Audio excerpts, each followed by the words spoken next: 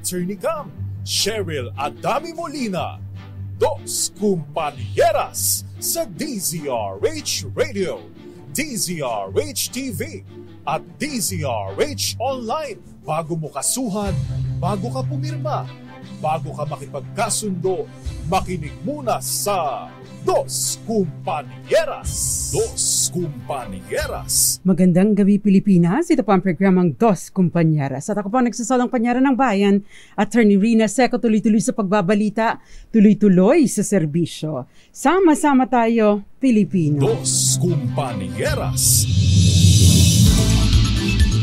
Today is Feb 15, 2024. Swell Day. Kumusta po kayo? Isang araw matapos ang Valentine's Day. Sana po ay nakapagpahinga, walang iniwang ebidensya. Kasi marami nasabi nga ng iba nating listeners laging nasa huli ang pagsisisi. Kasi sinasabi nga nila, hindi mo tiyak kung meron talagang forever o kung meron man, hindi mo tiyak kung sa inyo yun. Kaya dapat nag-iingat ka at hindi padalos-dalos, hindi dapat na mapusok. So, kumusta po ang naging celebration ng Valentine's Day? Sana ay yung mga walang love life, okay lang yan. Dadating at dadating yan. Kapag kaukol ay bubukol. Pag wala, pwede namang pagmamahal ng magulang, ng kapatid at ng mga kaibigan. Dos Compañeras.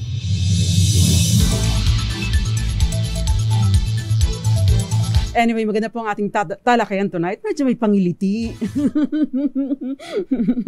Yan, tatalakayin po natin, the size matter. Yung iba kasi, ay hindi, nasa performance yan. Pero ang talakayan po kasi natin ay doon sa legal na aspeto. Kapag ka po, ang size, maliit. Alam nyo na kung ano yun, pwede ba itong maging ground for annulment? Kaya yan po ang tatalakay natin tonight. Ang basihan po natin, of course, ang kaso ng Chiming Choi versus Lau Choi.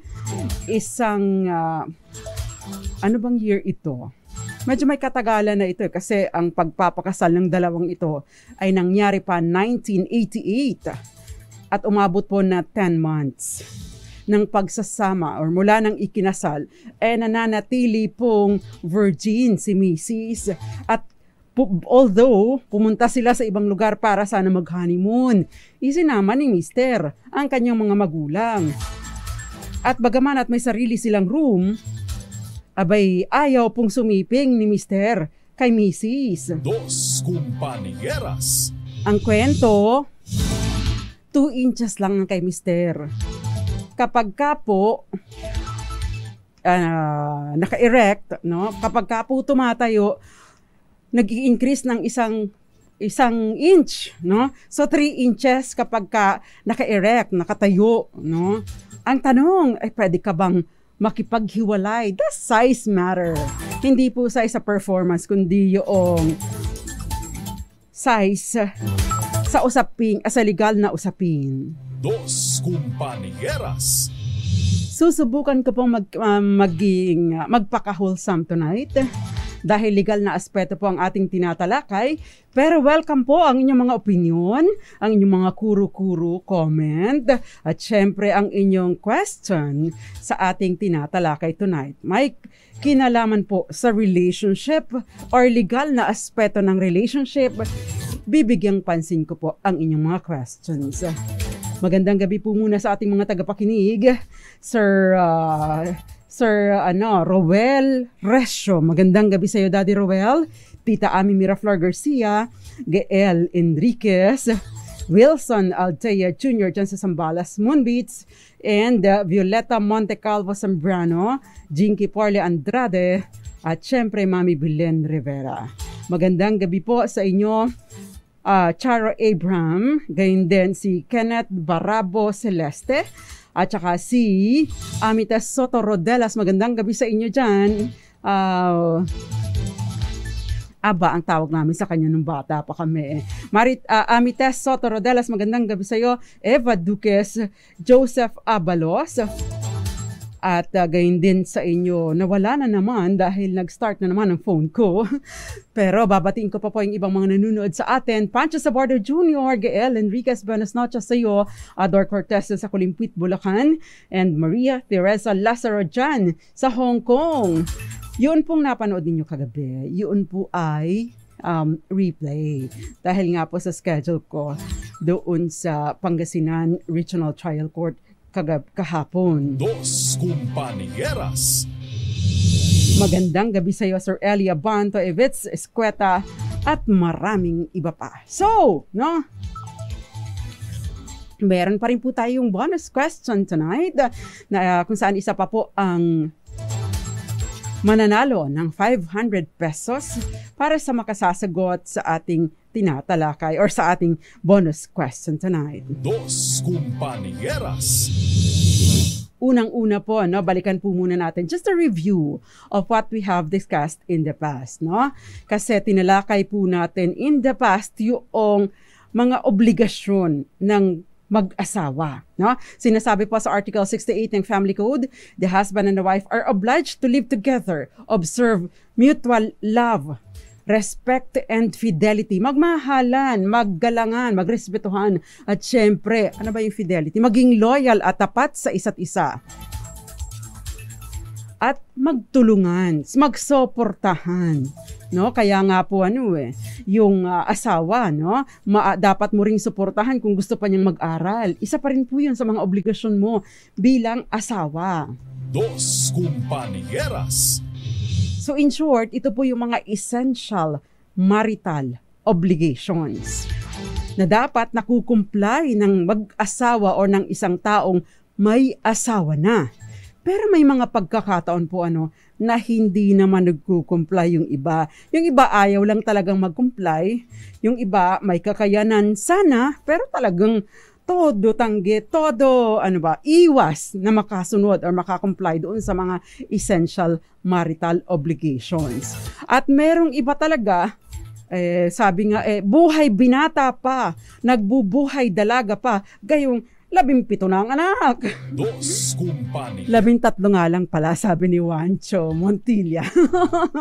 13 na ang anak, pero nagbubuhay binata, nagbubuhay dalaga pa. Of course, I wasn't referring to Juancho Montilla. Naging joke lang po namin. Dalang kinikwento niya, yung isang kamag-anak niya, 13 magkakapatid sa first family pa lang. Meron pang second family. O, di ba? Hindi usang family planning. Pero hindi naman po yun ang, hindi naman po ang issue Ito, may anak man kayo o wala, no? Kayo ba ay nakaka-comply dun sa essential marital obligations? Dos Compañeras. Dahil kung hindi kayo nagko-comply at talagang parang wala kung titingnan, kung susurian ang inyong mga ginagawa at desisyon sa buhay, abay, talagang wala kayong kakayanan, no, na mag-comply with the essential marital obligations, maari po itong pumasok doon sa tinatawag na sikat o gamit na ground for declaration of nullity of marriage, yung tinatawag naman na psychological incapacity para po maipadeklarang walang bisa ang kasal. Dos Compañeras. So yan po. Paano naman kapag ang pinag-usapan ay physical na attributes, no? What if, attorney, napakaliit naman. Halos hindi ko maramdaman. Or attorney, napakalaki naman, ayaw na. Hindi ko kaya, no? Paano po kapag ganito, no? Attorney, hindi talaga wala na talagang hindi na talaga kakayanin pa. Kapag ganito ba, pwede bang maging ground sa hiwalayan? Dos Compañeras. Yan po at iba pa ang ating tatalakayin sa atin pong pagbabalik. Pero magandang gabi muna sa iyo. Ellen Geronimo, gayon din kay Hilaria Pagunuran na nagpapabati ng happy birthday sa kanyang pamangkin na si Attorney Jasmine Bugaring na Pagunuran Galindong. Okay, magandang gabi po sa inyo and happy birthday sa iyo, Attorney Jasmine Bugaring. Magandang gabi din sa iyo, Charo Abram, gayon din Dinya Asuncion at Evitz Cueta. Gayon din Maricor Angeles, magandang gabi po sa inyo. At magbabalik pa ang programang Dos Compañeras. Ilan po muna mga paalala, dyan lamang po kayo. Dos Compañeras. Compañeras. Nagbabalik pa ang programang Dos Compañeras. Kasama pa rin po ang nagsasalang panyera ng bayan, Attorney Rina Seco, at tinatalakay po natin tonight, does size matter? No? Yung legal na aspeto po nito. Kasi po, no, sa atin pong pagpapawalang bisa ng ating kasal or pagpapadeklara na walang bisa ang ating kasal, ay meron lamang po mga specific grounds. Ano? Kaya nga po, yung kung sakasakali na talagang hindi nyo na matagalan ang inyong buhay, may asawa, no, ang pakikisama sa iyong asawa at talagang ikaw ay nakahanap na ng bagong pag-ibig at gusto mong lumagay sa tahimik or lumagay sa mas magulong buhay. Yun po yung syempre tinatalakay natin. Kung sakasakali ba yung sitwasyon ninyo, ito ba ay sapat na para po ba mapawalang bisa o maipadeklarang walang bisa ang inyong kasal? Dos Compañeras. Kasi po no, sa atin pong family code, isa po sa mga basehan para pawalang bisa, ibig sabihin valid until annulled, yung tinatawag na physical incapacity. Pero ano nga ba yung physical incapacity to consummate the marriage? No? Ito ba ay dahil sa size? Dahil hindi makaperform? Paano kung jutes ang sabi nga, Miss Sambarios, no? Paano kung maliit lang, no? Halos hindi mo maramdaman. Sabi nga ng iba'y bulate lang O, di ba? Paano kapag gano'n? Pwede bang sabihin ng judge, ayoko na sa asawa ko, no? Hindi niya ako napapaligaya. Yan. Sapat na bang basihan yung hindi kanya kayang paligayahin sa ganong aspeto, no?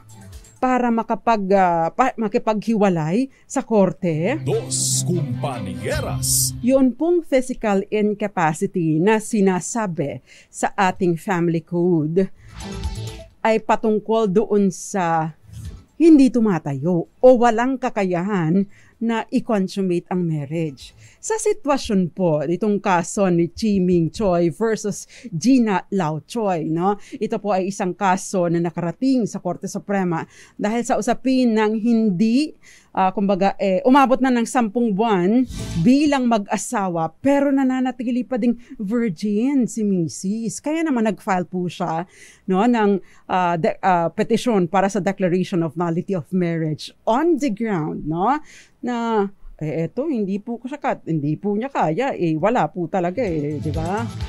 Ayan, sa sitwasyon po ni ito, ano. So they got married in 1988. 10 months after the wedding, itong si Lau Choi ay nananatili pa ding virgin. Tapos po, no, nung nagkaroon sila ng pagkakataon na mag-honeymoon sana sa Baguio, dinala pa ni Mister ang kanyang mga magulang. They stayed in the same hotel but the different rooms, pero umiiwas po talaga itong si Mister na makipagsiping sa kanya. Siyempre, frustrated si Mrs. Pagkatapos po, dumulog siya sa korte para ipadeklarang walang bisa ang kanilang kasal. Kasi nga, hindi niya maintindihan, no? Hindi pa nga raw niya nakikita na nakahubad ang kanyang mister. At hindi pa rin siya nakikita ng kanyang mister na nakahubad. Which is normal para sa mga mag-asawa. But, no? Nagpa-examine po itong si Lau Choi, no? At sabi ng doktor, sabi ng nag-examine sa kanya, perfectly normal naman talaga si Miss Lau Choi. Ang problema, tingnan natin itong si Mister. Of course, merong hindi po i-disclose yung mga full details, no, ng naging examination kay Mr. Choi. Ang nangyari, no, the usual examination na ginakandak, no, para malaman kung hanggang saan or gaano kalaki o kaya bang mag-perform ni Mister. Based doon sa naging examination, 2 inches lang ang laki ng pagmamay-ari ni Mister. at lumalaki ito hanggang 3 inches. Ibig sabihin na dadagdagan ng 1 inch kapag naka-erect. No? Ay ang tanong ngayon, ang sabi ng doktor, kaya naman niyang mag-perform, no? Kaya lang talagang maliit. Siguro ang haka-haka ng iba, baka naman ito ay nahihiya dahil maliit nga lang. Dos Compañeras. So ang sabi po doon sa desisyon ng Korte Suprema, actually hindi naman yung size ang nagmamatter. Ang nagmamatter ay yung hindi nagpi-perform or kumbaga ay unreasonable na refusal ni Mister na mag-perform o i-consummate ang kanilang kasal kahit pa may kakayanan naman sana ito. Dos Compañeras. Ang sabi nga sa family code yung isa sa mga essential obligations of marriage ay makapag-procreate ng children based doon sa universal principle that procreation of children through sexual cooperation is the basic end of marriage. But of course, it doesn't mean na kapag walang kakayanang magkaanak, ground na yon para ipadeklarang walang bisa or ipawalang bisa ang kasal. No? Dos Compañeras. Ang importante lang po kasi ay nakukonsummate yung marriage sa pamamagitan ng pakikipagtalik.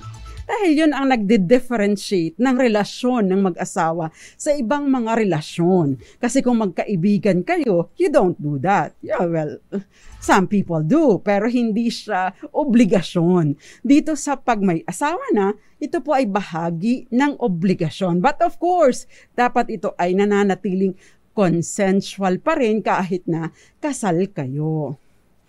Ayan. Compañeras. Yun pong unreasonable daw na pag-refuse ni Mr. Choi to consummate the marriage kahit pa may kakayanan naman sana siya, kahit maliit lang yun sa kanya. Maaari po itong pumasok doon sa tinatawag na psychological incapacity, not physical incapacity dahil may kakayanan naman, no? Which falls under doon sa ground, no? Isa sa mga grounds for declaration of nullity of marriage. Dos Compañeras. Ano ba kapag sinabing declaration of nullity of marriage? Parang wala pong nangyaring kasal.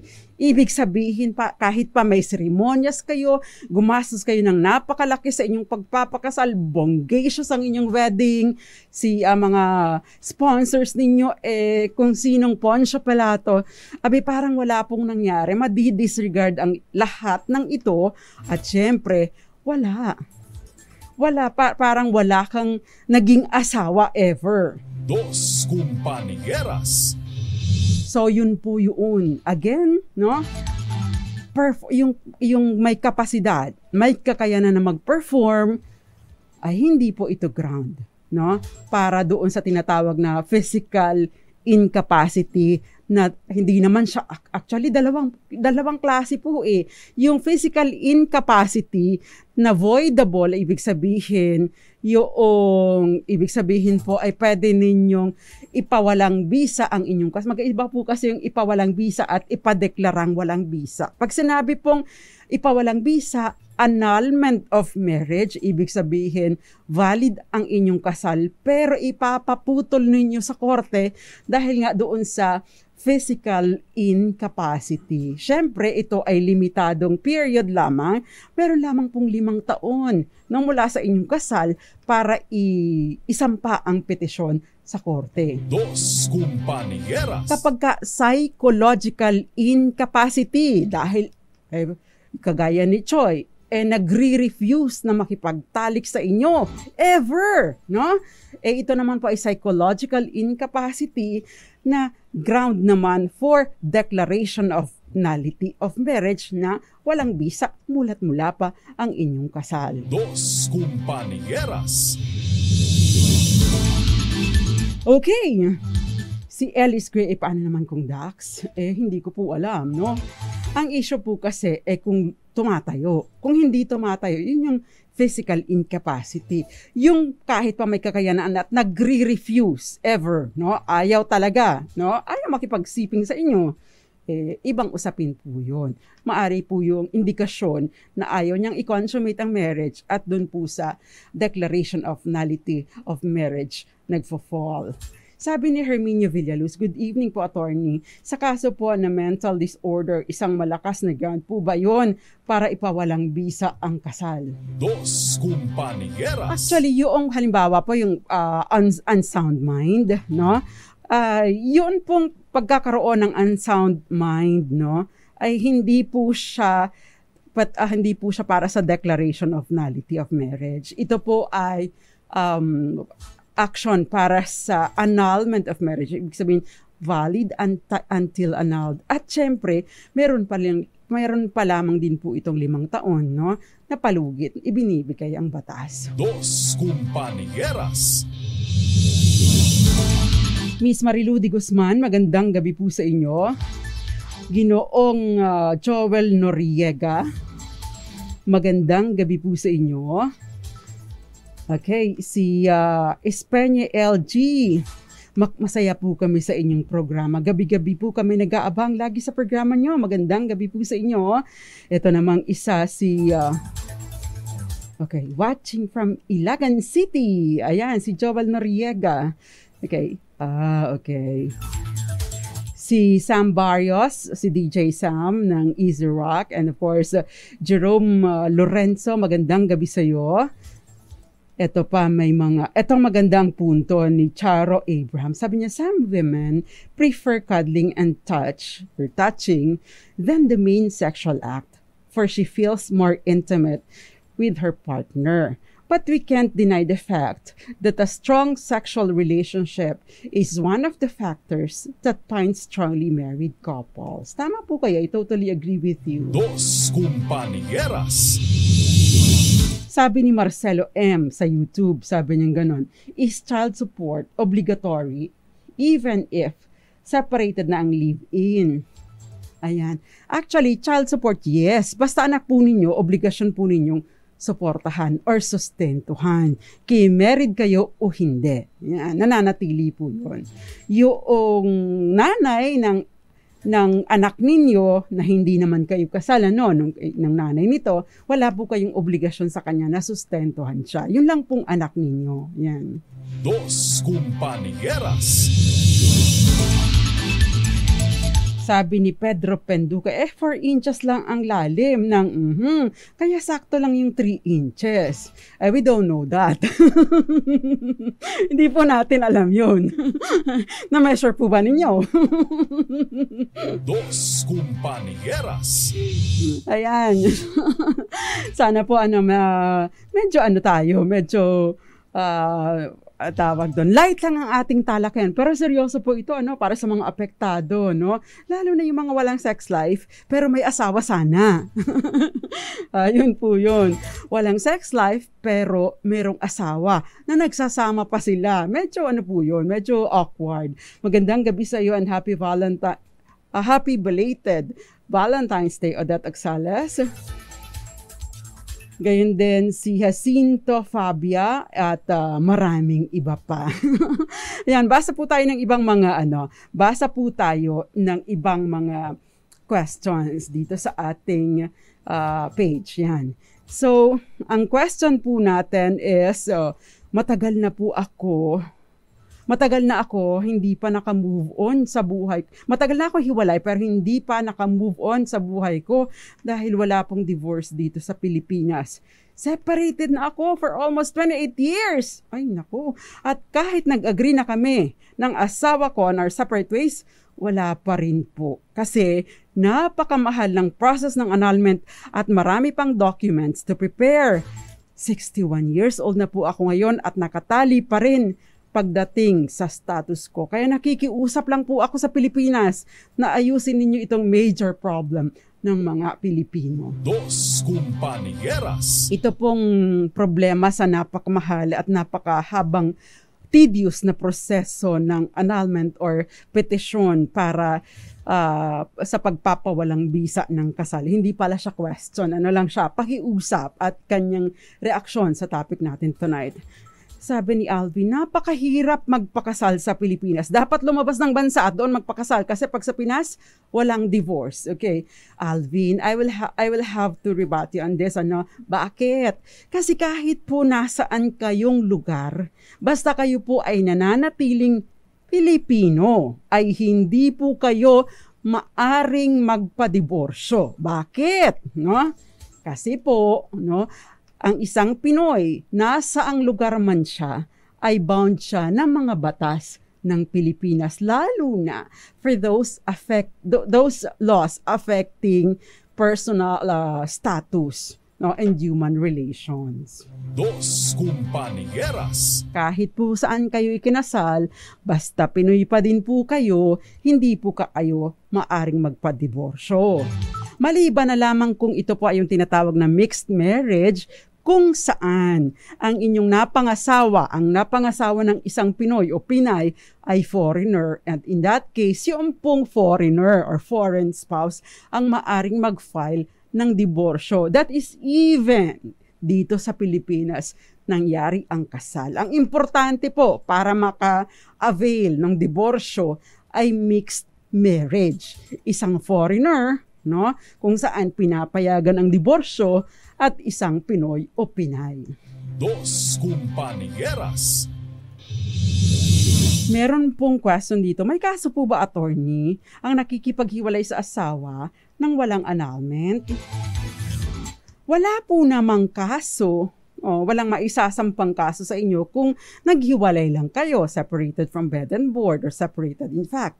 Pero kung kayo po ay naghiwalay at pagkatapos ay nakipagrelasyon kayo sa iba, kung kayo ay babae at kayo ay nagkaroon ng sexual relationship, maaari po kayong managot sa tinatawag na adultery, no? Isa pong kriminal na kaso dahil sa pakikipagtalik ninyo sa iba habang kayo ay kasal pa. Ngayon, kung kayo naman ay lalaki at nakipaghiwalay kayo sa inyong misis, wala pong problema yan. Pero, no, kayo ay nakipagrelasyon sa iba at tumantong sa pakikipag-live-in.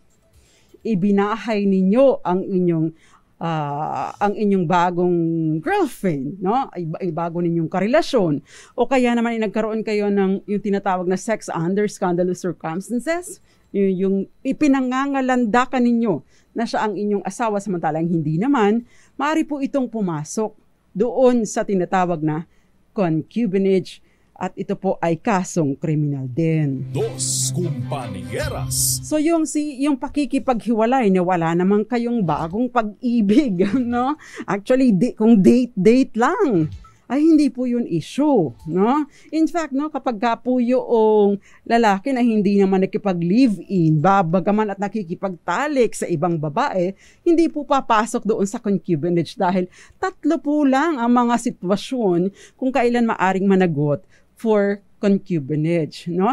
Itinira sa kanilang pamamahay or sa family home, ipinisan sa asawa, o kaya naman ay ibinahay sa ibang lugar, or yun nga, tinatawag nating sex under scandalous circumstances or circumstance. Yun lamang po, no? Ang maaaring mga sitwasyon kung kailan maaring managot for concubinage ang isang lalaking may asawa. Ang pagkakaroon ng anak ay hindi po basihan sa pagsasampa ng kasong concubinage. Pag lalaki po ang nakaanak, lalaking may asawa ang nakaanak sa iba. Pero pag si misis ang nagkaroon ng anak, yun po ay adultery na. Bakit? Ang pinarurusahan po sa adultery ay ang pakikipagtalik sa ibang lalaki habang kasal pa. Dos Compañeras. Ang pinarurusahan sa concubinage ay ang pakikisama bilang asawa sa ibang hindi naman niya asawa. Dos Compañeras. Yun po ang pagkakaiba. Pero take note po sa mga kalalakihan, ang marital infidelity ay maari naman pong maging basehan para sa tinatawag na psychological or emotional abuse na kasong kriminal din sa ilalim po ng RA 9262 o Anti-Violence Against Women and Children. Dos Compañeras. Kaya po mga kalalakihan, wala po kayong lusot. In fact, no, kung alimbawa po ang babae ay mangaliwa sa ibang bansa, magkaanak siya doon, ay wala pong kasong maisasampa si Mister laban kay Mrs. for as long as ang pakikipagtalik ay nangyari sa ibang bansa. Bakit? Dahil sa tinatawag na jurisdictional po ang ating mga batas. Ibig sabihin yung tinatawag na dito ang mga penal laws or mga batas ng Pilipinas na nagpaparusa sa mga krimen ay sumasaklaw lamang kung ang krimen ay nangyari dito sa Pilipinas. So kung nangaliwa abroad, wala pong kaso na maisasampa laban kay Mrs. Dos Compañeras. Pero kung si Mister ang nangliwa sa ibang bansa, kung kani-kanino nakikipagtalik si Mister, marital infidelity.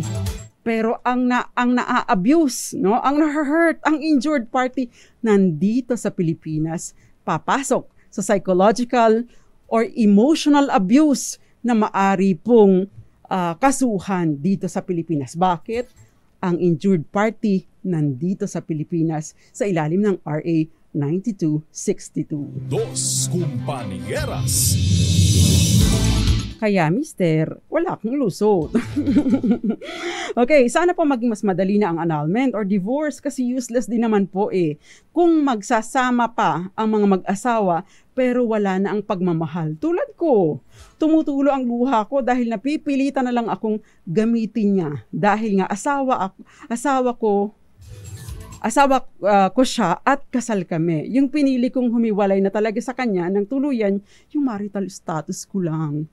Hindi ko masyadong nag-gets yung last part. Pero, no, parang pinupunan pa rin niya, nagkukumplay pa rin siya sa mga obligasyon. Bagaman at ayaw na niya talaga. Dos Compañeras. Ang ex-wife ko po ay sa Palawan nakatira. Ako naman ay sa Manila, pero sa Tagaytay kami ikinasal. Saan po pabor mag-file ng petisyon? Sabi po kasi, mga courts daw po sa malalayong probinsya, madali ang annulment, no? Noong mga araw, may mga chismis na pag sa probinsya madali, na merong mga tinatawag, merong mga no show, no appearance annulment. Wala pong ganon. Wala rin pong madali sa probinsya or mahirap sa Maynila because iisa lang po. Pare-pareho naman po yung mga requirements ng batas at pare-pareho lamang din po, no, yung mga proseso, no? So wala pong madali doon, madali dito. Depende po kasi kung may sapat kayong batayan, no, at maayos ninyong patutunayan ang mga batayan na binabanggit ninyo. Dos Compañeras.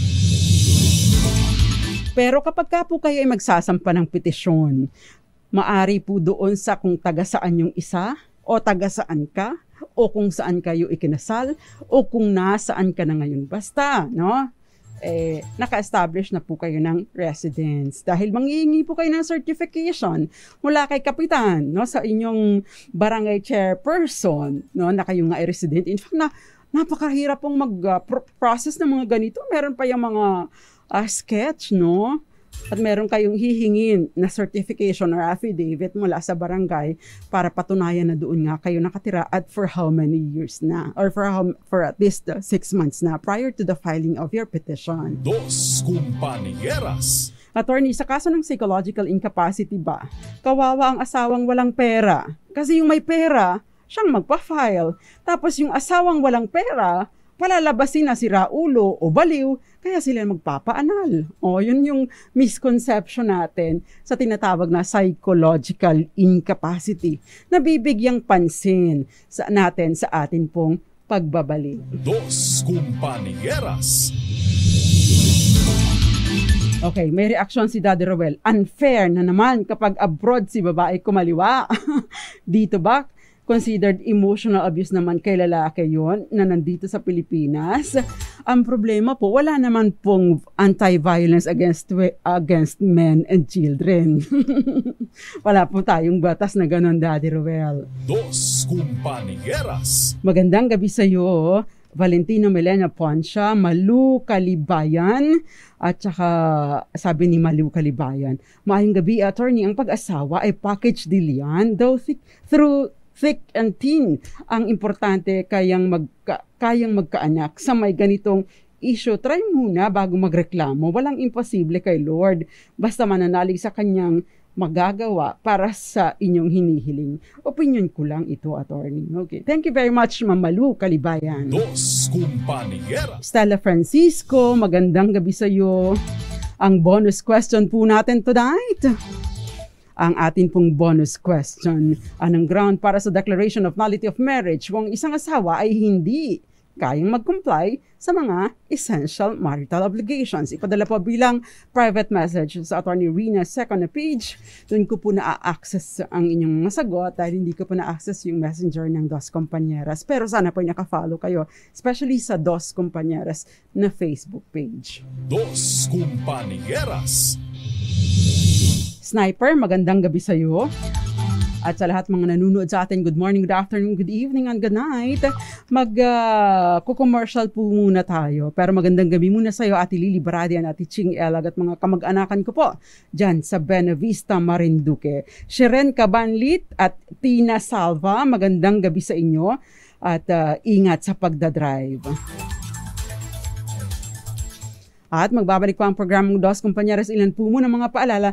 Diyan lang po kayo. Dos Compañeras. Dos Compañeras. Nagbabalik pa ang programang Dos Compañeras. Kasama pa rin po ang nagsasolang panyera ng bayan, Attorney Rina Seco.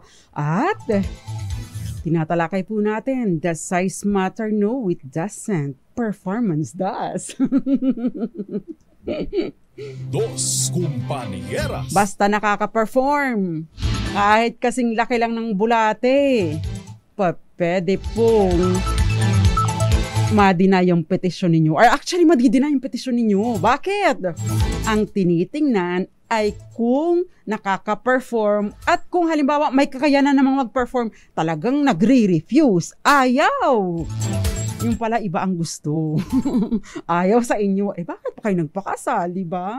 Dos Compañeras. Anyway, it doesn't matter kung jutes or ducks, basta nakaka-perform, wala pong problema sa inyong kasal. No? Basta nagpi-perform.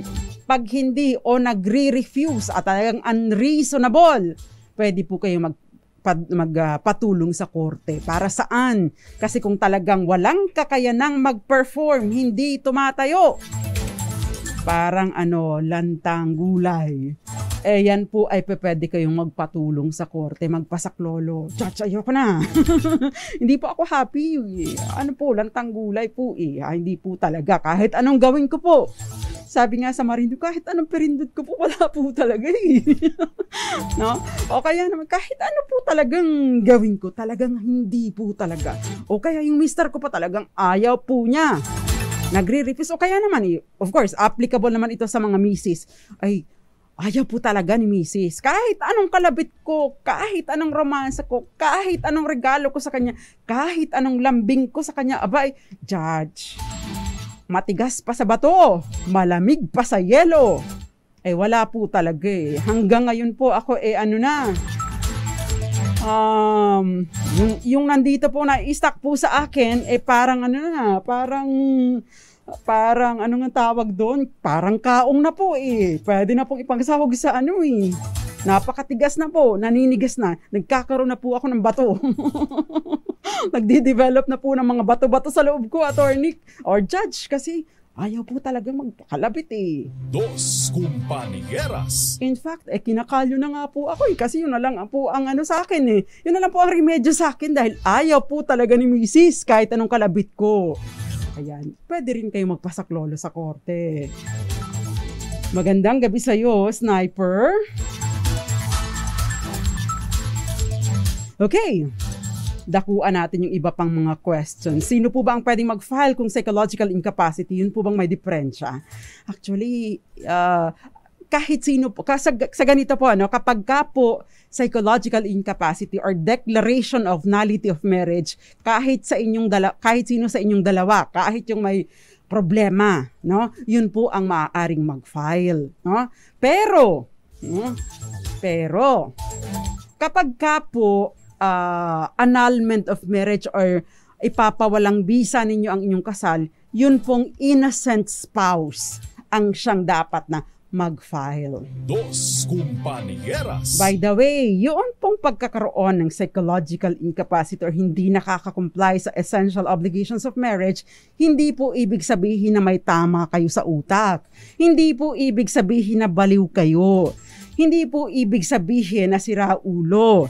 Ang ibig lang pong sabihin, as far as kayong dalawa ay concerned, hindi niya kayang i-comply yung obligasyon niya kapag ka ikaw ang kasama niya. Pero pwede siya na may kakayanan siya kapag ka ibang tao. Kumbaga, mali pong gamitin yung irreconcilable differences. Pero yung na-form natin sa utak natin na ganung sitwasyon, parang gano'n na din, magkamag-anak po yun, ibang level lang sa korte pag dinala natin sa korte. Dos Compañeras. At kailangan po itong ma-establish ng malinaw na mga ebidensya. Paano po ito ma-establish?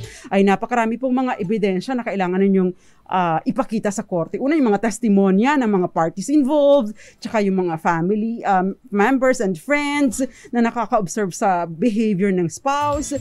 Minsan, nung nakaraan, requirement po yung testimonya ng eksperto, yung doktor, psychologist or psychiatrist. Noon po yun, although ngayon hindi na dahil sa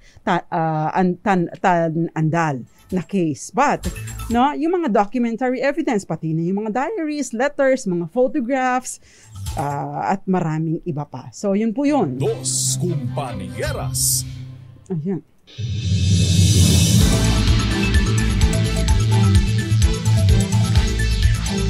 Okay, parang ubos na yung ating oras. Yes, ubos na nga po. Anyway, Benny Miguel, si Attorney Campo ay nanganak, ano?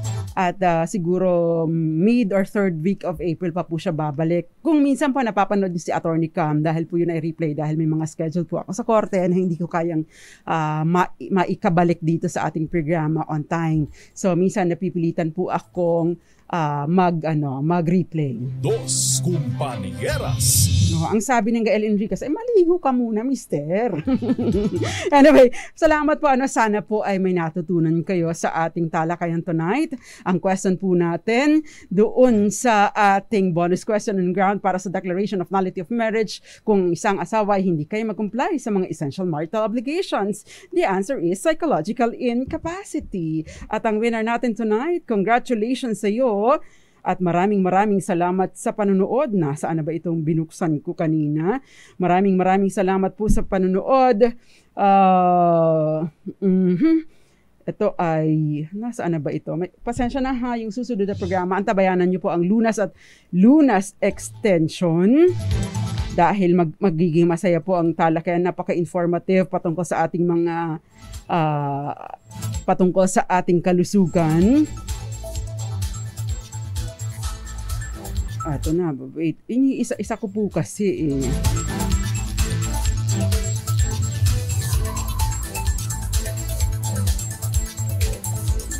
Congratulations sa iyo, Christian Bacolod.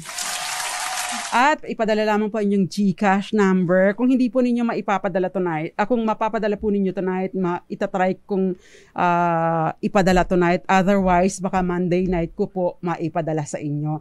Dahil meron po akong, basta may commitment po ako na hindi ko magagamit yung aking banking app. So, yon. Magsama-sama po ulit tayo bukas dito sa programang Dos Compañeras. Ako pa inyong nakasama, Attorney Rina Seco. Kasama ko rin po si Het Del Moro. Dito lang po sa DZRH, Dos Compañeras, tuloy-tuloy sa pagbabalita, tuloy-tuloy sa serbisyo. Sama-sama tayo, Pilipino. Dos Compañeras.